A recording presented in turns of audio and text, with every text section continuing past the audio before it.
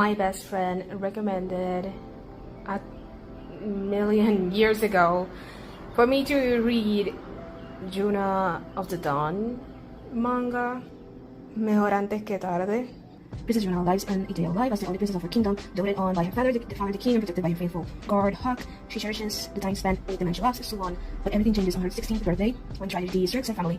Juna reels from the shock of witnessing her loved one's murder and having to fight for her life with Huck's help. She flees the palace and struggles to survive while evading her enemy forces. But where will this dismayed princess go?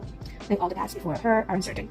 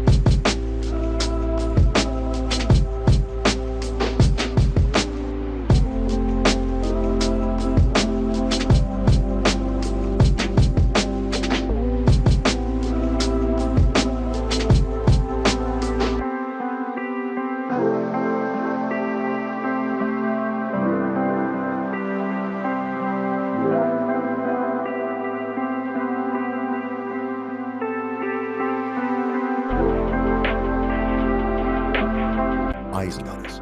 Some were pointing Akaway south, and some were pointing eastward. Very well, said Umi. Leave them to me then.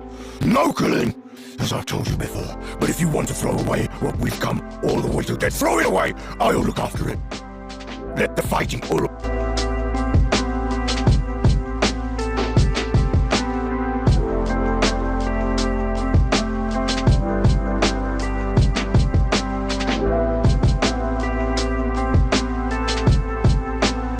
For honor and vengeance as a child, Thorfinn sat at the feet of the great Leif Erikson and thrilled to wild tales of the land far to the west. But his youthful fantasies were shattered by a mercenary raid. Raised by the Vikings who murdered his family, Thorfinn became a terrifying warrior, forever seeking to kill the band's leader, Askeladd, and avenge his father. Sustaining Thorfinn through his ordeal are his pride in his family and his dreams of a fertile wasteward land, a land without war or slavery, the land Leif called Vinland.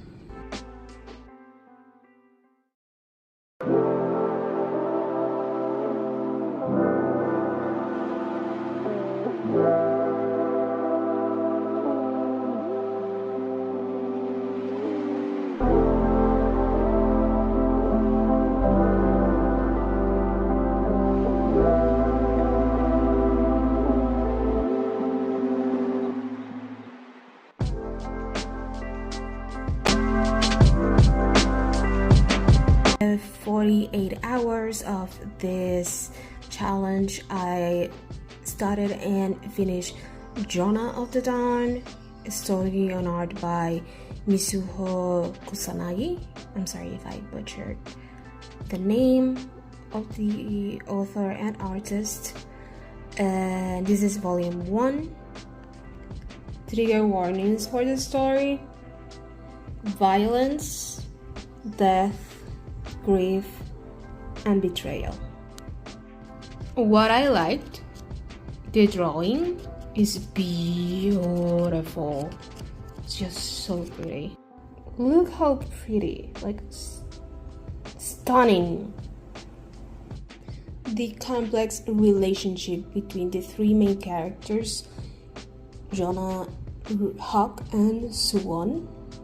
Juna, a spoiled princess. Suwon, Juna's cousin, the son of the king's older brother. And Huck, Juna's bodyguard, also a general.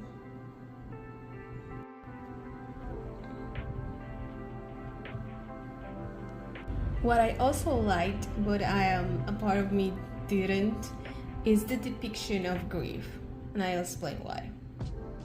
They show that grief is not always tears and sorrow. It can also be anger and catatonia. But a part of me wanted her to get out of that quickly because it was hurting Huck. And I want to like for them to go go go go go go. It still is a good way, the way the author went with it, but that's just me.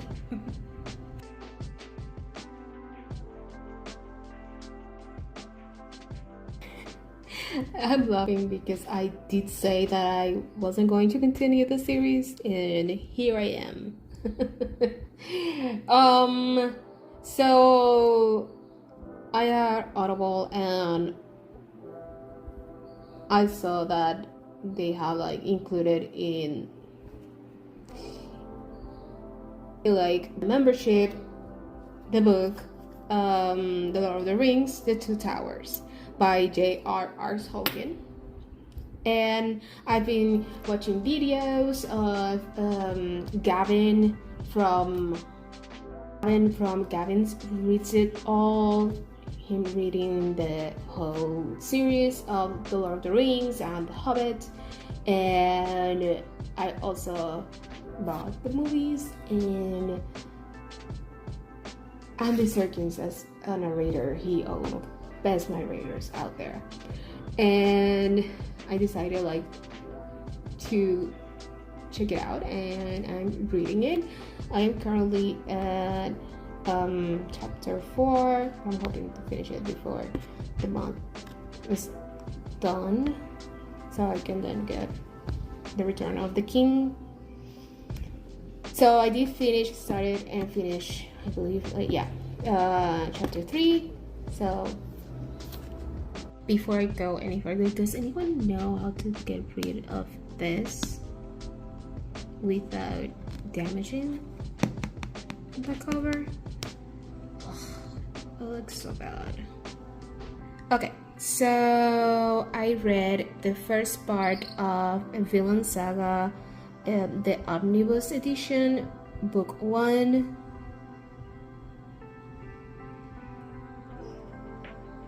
By Makoto Yukimura.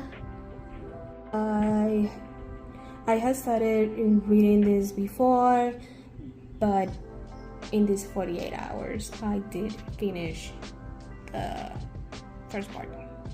The art is so beautiful, the action is so good. To be aware that this manga contains violence and death. It is an epic story, an intense one. History. If you are a fan of TV shows like Vikings, this manga is up your alley.